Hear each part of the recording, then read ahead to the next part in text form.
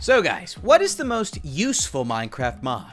On today's Minebusters, we find out. But if it wasn't obvious enough, well, Minecraft has a lot of mobs. There's 24 passive mobs, 13 neutral mobs, 28 hostile mobs, 2 bosses, and even 4 unused mobs, for 71 mobs in total. So yeah, that's a lot of mobs. But which of them is most useful? Well, today we cover 7 candidates for what could be the best mob in terms of its use in Minecraft, so we can figure out the answer to that question. We start with our first mob, the skeleton, one of the oldest mobs introduced to Minecraft. Let's get some supplies nice and ready to show off this lovely OG. Now, the skeleton is useful because it drops bones, arrows, as well as bows. You know, these things that you can fire off at a distance because you're scaredy cats. I mean, I'm equally as guilty. So why don't we go ahead and get our hands on a couple of those. Now, you're not always going to get a bow drop, but you can more than likely guarantee you're going to get bones, and usually some amount of arrows as well. But, you know, kill enough of these guys, and you may even happen across some enchanted bows, depending on the difficulty level found in your world.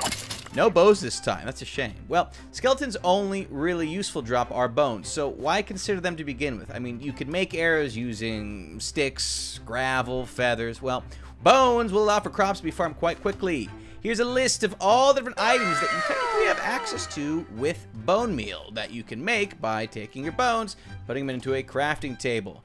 Bone meal, if you didn't know when right-clicked, will make lots of flowers appear. Oh, so lovely. More importantly, though, you can even use them underwater. As an example, you can get underwater plants such as kelp, seaweed, and sea pickles. You can get tons of different crops, carrots, wheat, potatoes, all sorts of different types of flowers. You can even use them to grow wood and things made of wood. Yes, there is quite a spin on the amount of items here. You can even get some of the new nether features, such as mycelium, warped fungus, crimson fungus, these guys, what are they called again? I think they're just called roots. Crimson roots, yes. You can even use them to make special types of dyes, such as white dye, or mix them with other colored dyes to get lighter variants, some of the colors in question. Or vines and bamboo, some of which you can use to climb, and they'll act as types of ladders, all using bones. Pretty useful.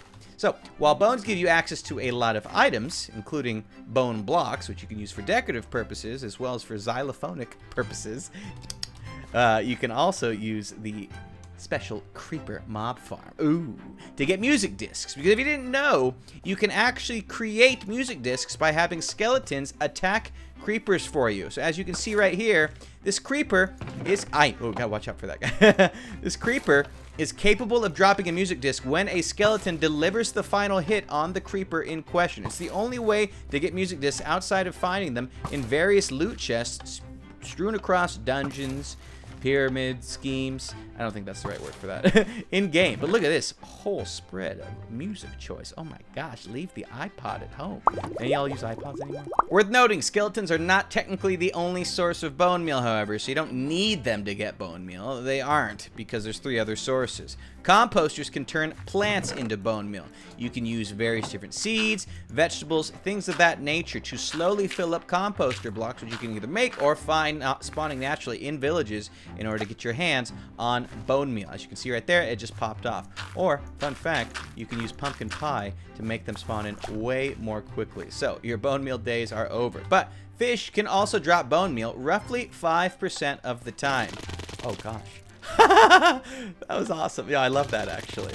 Now, see, that's because fish have bones in them. I don't know if you guys knew that. It's science. It just makes sense, really. There's some bone meal. We got one there. Now, this isn't all that viable, even with a massive farm. As you can see, we had to burn through like 60 different fish just to get one piece of bone meal. But finally, you can find bone blocks in the form of various fossils located throughout Minecraft.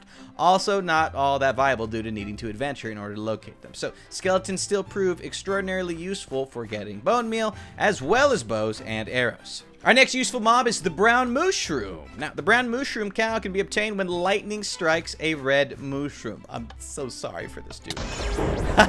Just like that, we got our brown friend come to town. How now, brown cow? So true. You can get them from breeding as well, which we looked at in the first episode of Minebusters, which you can actually check out if you have not yet. You can find a playlist of Minebusters on the channel. So, what makes brown mushrooms useful? Well, like a regular cow, they drop beef and leather. But more importantly, they can also be milked, sheared, and bowls can be used on them to get various different goodies, such as, in this case, mushroom stew, which you can use to replenish your hunger. Again, you can use buckets on them to get buckets of milk, which can replenish various status effects, both good and bad, or you can shear them to turn them into a regular cow. Not nearly as fun. Finally, though, what makes brown mushrooms extraordinarily useful is they can be fed flowers to get suspicious stew, which is a different type of mushroom stew. Now, the suspicious stew, depending on what flower you feed a brown mushroom before you milk it, will cause the stew. Why are you taking damage? Oh, the wither flower. Right, wither rose. Okay, so check this out. Depending on the flower you feed the mushroom, you'll get different effects. Let me give an example of this. The allium, for example, gives you 4 seconds of fire resistance. So let's just go ahead and grab this, feed one. We'll just use one example. And now we're going to milk this guy. We now have suspicious stew.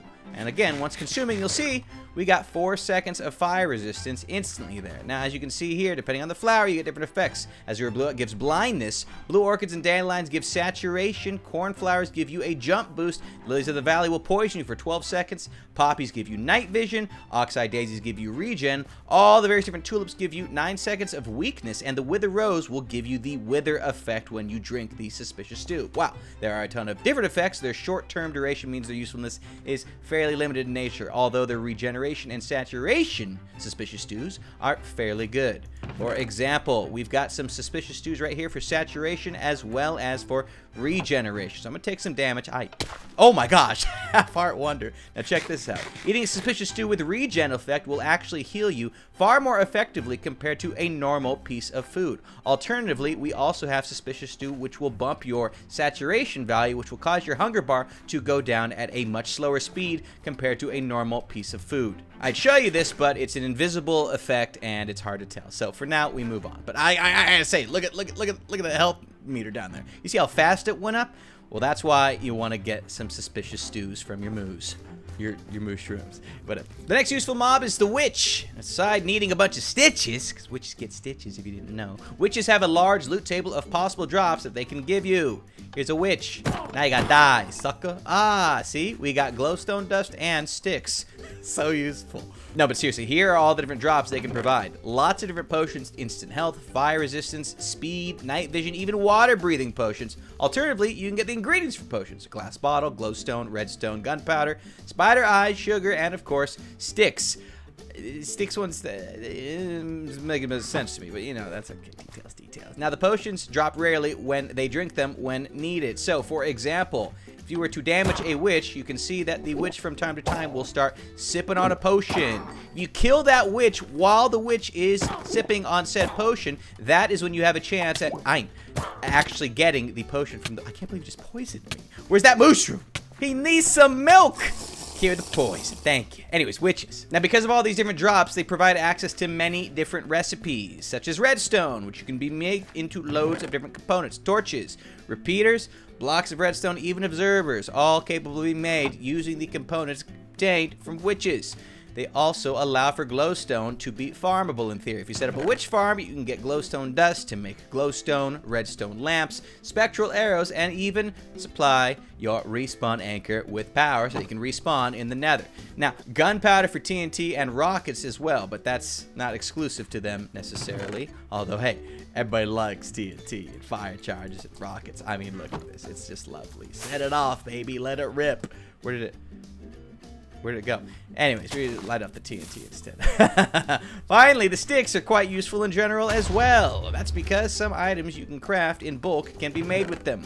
Torches, armor stands, item frames, fence gates, ladders, paintings, fences, and of course levers. It can also be used as a fuel source that is fully farmable. That's right, you can use witches to fuel all of your cooking endeavors. I don't currently have anything to cook, you just gotta take my word for it. Oh, and the other drops can be used for brewing potions, of course. So, lots of use with our witch friend. Foe. Funny to look at, too. Dog! Next up is the Wandering Trader, everybody's favorite mob to show up out of nowhere. The Wandering Trader provides a large list of items to trade. In this case, we've got what? White dye, blue dye, flowers, pumpkins, sand, and gunpowder.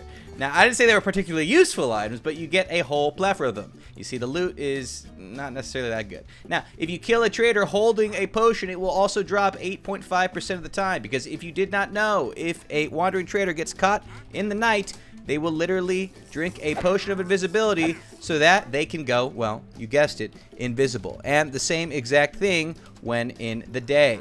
Can we get that milk?